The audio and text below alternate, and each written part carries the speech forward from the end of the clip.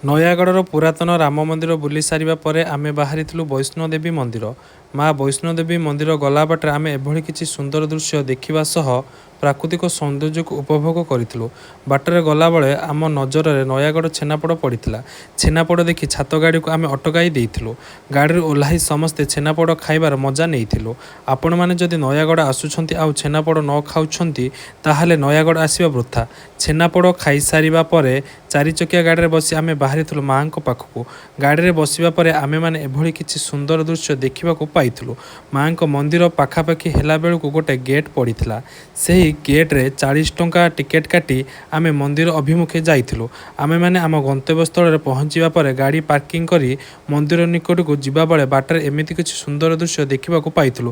Final ମନ୍ଦିର ନିକଟରେ ପହଞ୍ଚି ମନ୍ଦିର ଭିତରକୁ ପ୍ରବେଶ କରିଥିଲୁ।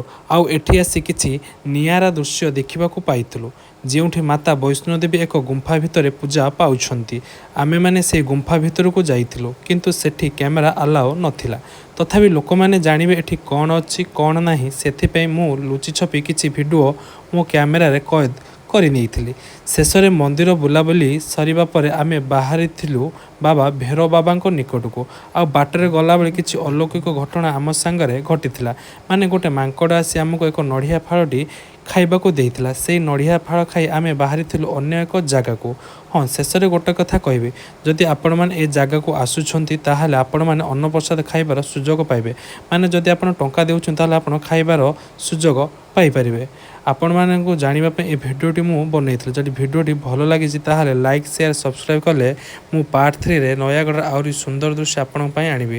ଏ ଭିଡ଼ିଓଟି ଆପଣଙ୍କ ପାଇଁ ଥିଲା। ଯଦି ଆପଣ ମୋତେ ଲାଇକ୍, ସେୟାର, ସବସ୍କ୍ରାଇବ୍ ଏବଂ ସାହାଯ୍ୟ କରିବେ ତାହେଲେ ମୁଁ ନୟାଗଡ଼ର ଆଉ ଏକ ସୁନ୍ଦର ଦୃଶ୍ୟ ଆପଣଙ୍କ ପାଇଁ ଆଣିବି। ରହିଲି, ନମସ୍କାର।